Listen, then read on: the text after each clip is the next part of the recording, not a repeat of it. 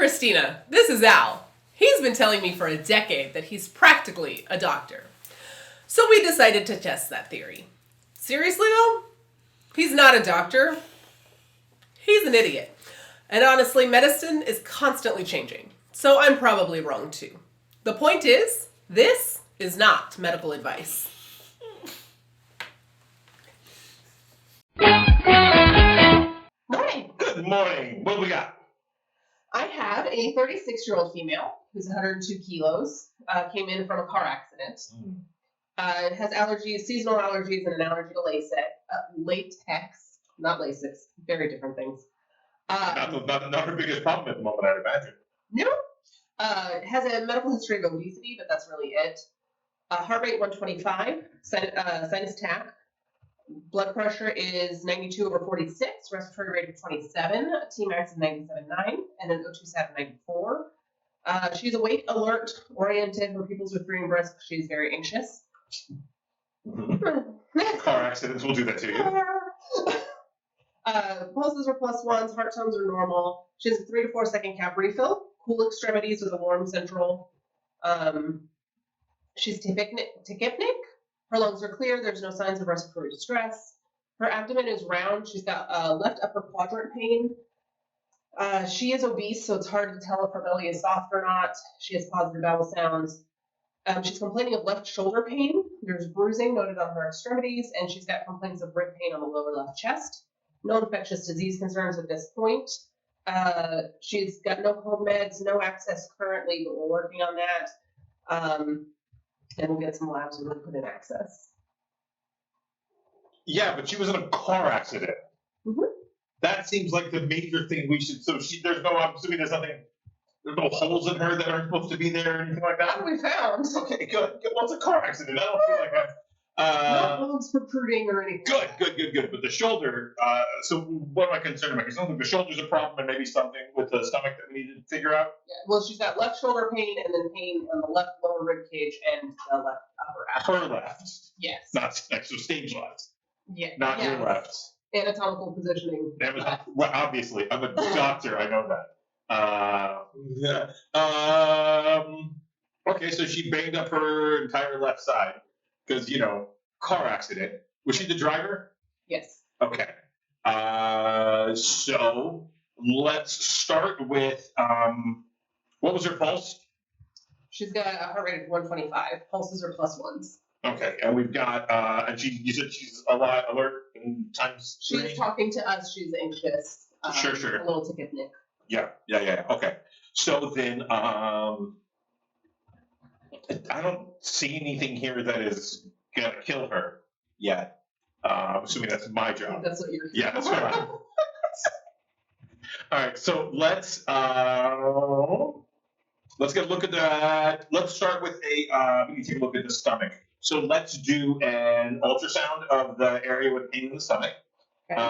And then let's get a look at that shoulder as well. She said there was bruising on the extremities and she said it hurt? Yes. Okay. Did she have full range of motion?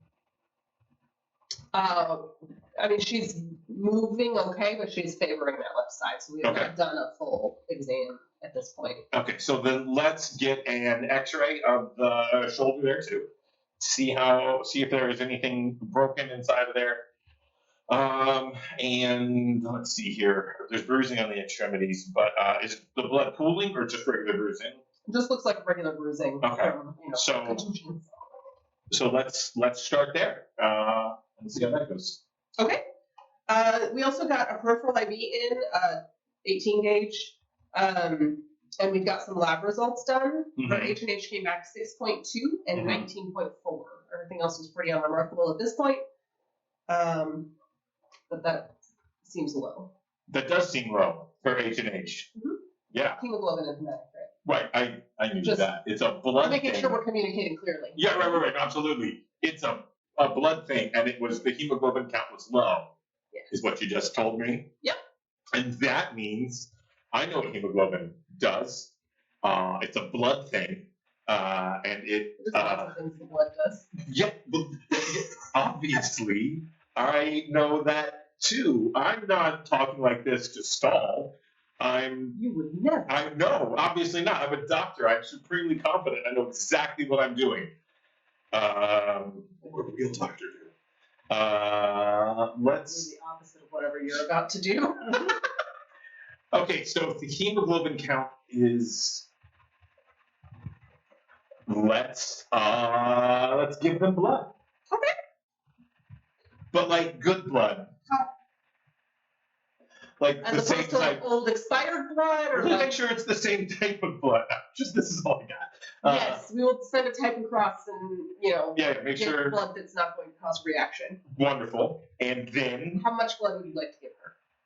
just a little bit. Has she blood? She's not. Are we seeing? We're not seeing her bleed anywhere, right? No, I mean there's the bruising, but there's no external hemorrhage noted. Pumping extra blood into somebody who's already full of blood is a great move. So scratch that. Do not give her blood. Okay. Instead,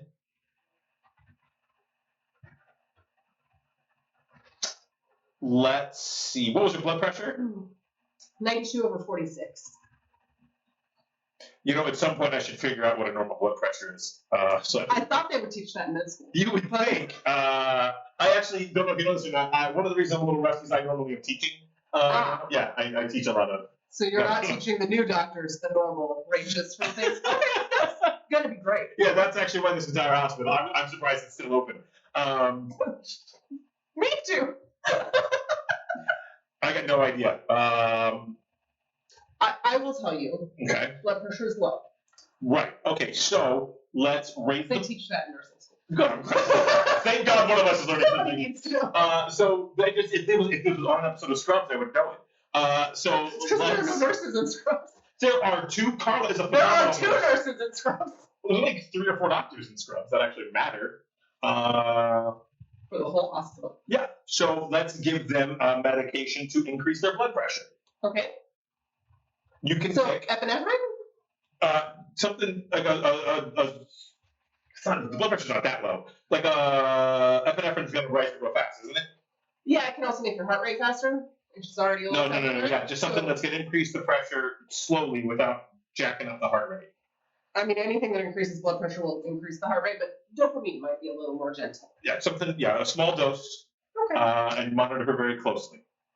Did we get anything on the X-ray or the? Are we not So- No, the shoulder, the X-ray of the shoulder, they actually came and did bedside, okay. and it looks intact. There are no fractures noted. We're still waiting on the official read. Okay. So that's probably just bruising then. The rib cage, there is a fracture on the 9th rib. Okay. Well, that explains why the stomach's not feeling so hot. Then I say this patient is fine. Great. We'll find out. Next patient.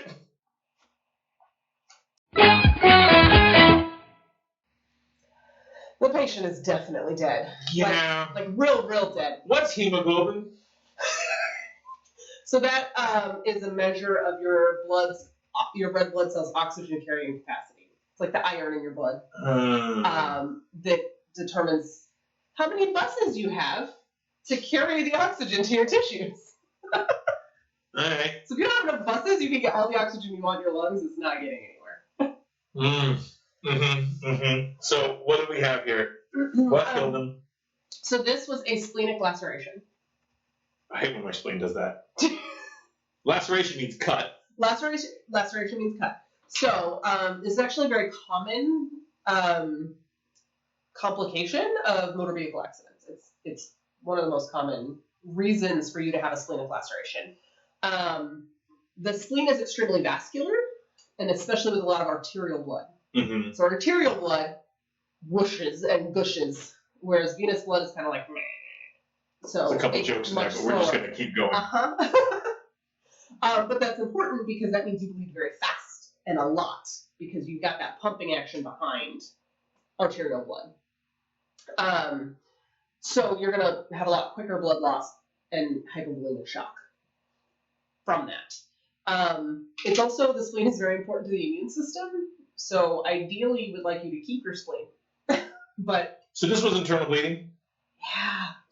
yeah. How many goddamn patients? This is only like our 7th or so patient Every single time I'm worried about internal bleeding. And the one time...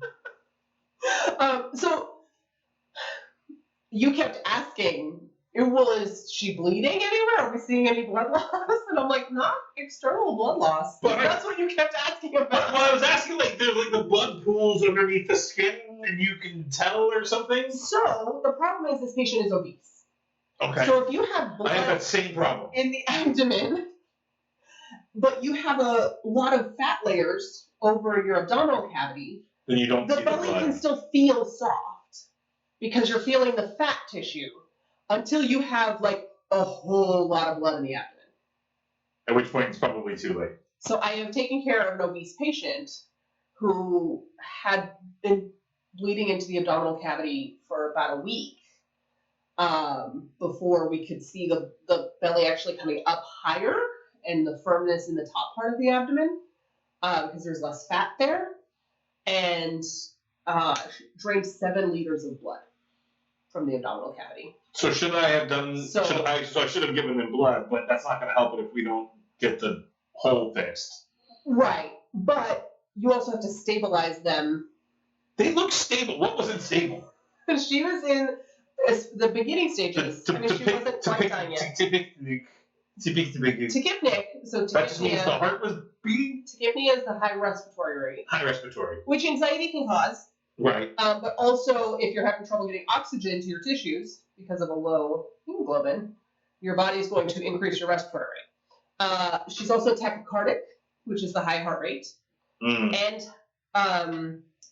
hypotensive. I kept wanting to say hypovolemic. She's also hypovolemic, but that's low blood or low fluid. Hypovolemic, a low volume of blood. Hypotensive is a low blood pressure. So I want all of our viewers to know I am very intentionally not looking up normal stuff because I really want to go look up like normal blood rates, what normal rates should be for everything, but I refuse to do it because that's not in the spirit of the show. If I can't learn it over the course of If I can't teach it to her, we're screwed. If I can't learn over the course of a bunch of dead patients, then I just will never learn it. So if I ever manage to remember what a proper blood pressure or heart rate is, it'll be only on top of a pile of dead patients. Well, and a question I would reasonably ask any doctor is, what do you want to do about this low blood pressure? So I'm okay telling you, like, Right. hey, this is low. You still don't know what to do about it. I'm supposed to give them. Well, this one. So I should have sent them to surgery. Absolutely. Like, we need a surgical consult because, God so damn it. with a splenic laceration, first of all, there's some imaging you can do. You did a really good job of the ultrasound of the abdomen in a motor vehicle accident or some kind of trauma. What you actually want is a FAST study, and it's a focused assessment with sonography for trauma. Because you don't know that all of this is localized to our abdomen. Okay. Right? Like a contusion hitting the steering wheel, you could end up with a tamponade, cardiac tamponade, or bleeding into the heart muscle, like into the tissue around the heart. So that ultrasound is going to look at the pericardiac, perihepatic, perisplenic, and pelvic windows, so that you're seeing if there's bleeding anywhere in this area. Got it. Because you don't know where that blunt force trauma happened. Okay? Got it. So that's going to be really useful. But ultrasound for the abdomen was a good call. CT is going to help with any kind of like solid organ assessment. Okay, CT's for organs. So CT is really useful. Yes. Okay. Was the shoulder a red herring? So actually, left shoulder pain happens a lot with splenic injuries. So if you have left shoulder pain, you should think spleen. If there's nothing else. Now, doing an x-ray to see if something broken there, absolutely appropriate. Okay. Also getting an x-ray for ribs, because the rib fracture can lacerate the spleen. I noticed you gave me that one, because I only asked for the shoulder. You gave me the ribs too. I did. I noticed that you gave me that. Because if I'm going to do an x-ray here, as a nurse, I'm going to be like... Right. Might as well zoom out a little bit and check something. Not that the broken rib helped me at all, because I don't think I knew where the spleen was. Nope. So the spleen's over here? Yeah, like you have your stomach and then the spleen. Where's your liver? Is your liver on the other side? Right side. Okay. So my liver is like this.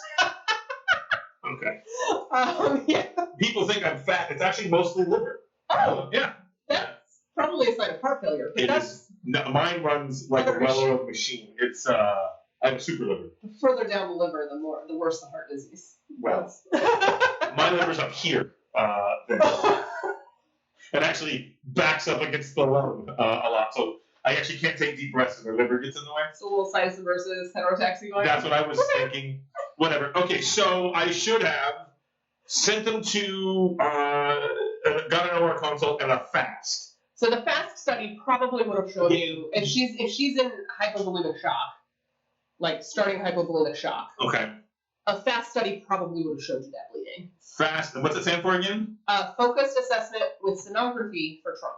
Stenography? Sonography. Oh, okay, because that's usually that's a court reporter. That's a stenographer. Okay, this is Sonography. Okay, gotcha. I was wondering. I mean, I guess what collect his last words or something, or her last words in the scenario. That's like I heard. Okay, so I should have done that. So and then stabilizing her. Right. We always start with ABCs.